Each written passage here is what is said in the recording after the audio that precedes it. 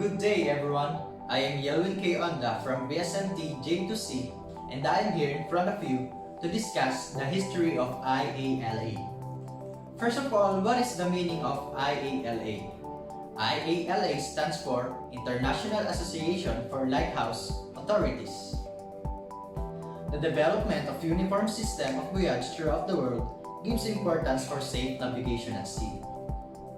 Just like traffic lights, it is used to guide drivers on the road. Similarly, in buoys and beacons, it is used for guiding the navigators on the sea. Imagine what would happen if more than one buoyage system was in use around the world. Different buoyage system means different rules. They conflict with one another. It would cause confusion and lead to accidents. In aim of improving navigational safety to act as a barrier to dangers to shipping and to solve difference of opinions, efforts were made to establish a single set of rules by IALA. It gave them a choice of using red to port to starboard on a regional basis. For the sake of maintaining uniformity in buoyage system worldwide, IALA divided the world into two regions, the Region A and the Region B. Region A includes Europe, Australia, New Zealand, Africa, the Gulf, and some Asian countries, where areas Region B comprise North, South, Central America, Japan, Korea, and the Philippines. IALA proposed a system allowing the use of lateral marks in each region. But where areas in Region A, the color red of the lateral system is used to mark the port side of channels and the color green for the starboard side. In Region B, the colors are reversed. Regional variations do not pertain to cardinal isolated danger markings, safe water marks, or special marks. IALA buoyage system provides 6 types of marks. Those are the lateral marks, the cardinal marks, the isolated danger marks, safe water marks, special marks, and the last thing is the emergency wreck marking buoy. So let's now all talk about the history of the IALA buoyage system. The beginning of uniform system of buoyage emerged in 1889, when certain countries agreed to mark the port hand side of channels with black Ken buoys and the starboard hand with the red conical buoys. Unfortunately, when light for buoys were introduced, some European countries placed red lights on the black port hand buoys to conform with the red lights marking the port hand side of harbor entrances. While throughout North America, red lights were placed on the red starboard hand buoys. Therefore, various conferences sought in a single buoyage system but without success until 1936, when a system was drawn up under the League of Nations at Geneva. It established a lateral system with the principle that red buoys should be used on the port hand and the black buoys on the starboard hand.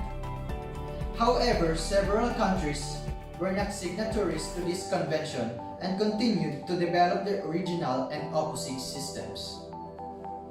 After World War II, buoyage systems were re-established in Northwest Europe based on the system devised by the 1936 Geneva Convention.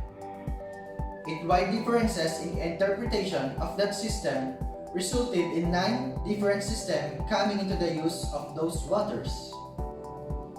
In the Dover Strait in 1971, the merchant ship Brandenburg struck the wreckage of the Texaco Caribbean and sank. Though the wreckage was appropriately marked, a few weeks later in the wreckage, despite being marked by a wreck marking vessel and many buoys, was struck by the Navy, which also sank. A total of 51 lives were lost. It was this disaster which gave rise to the development and implementation of the IALA Maritime Buoyage system. In 1973, observing the need for urgency, a further attempt to find a single worldwide system of buoyage was made by the Technical Committee of IALA. IALA brought together representatives from the Aids to Navigation services in order to exchange information and recommend improvements to aids to navigation based on the latest technology. IALA decided that agreement could not be achieved immediately, but concluded that the use of only two alternative systems was practicable by dividing the world into two regions. It proposed a system allowing the use of both cardinal and lateral system in each region. But whereas in Region A, the color red of the lateral system is used to mark the port hand side of channels, and the color green, the starboard hand sign when proceeding in the conventional direction of the voyage. In Region B, the colors are reversed.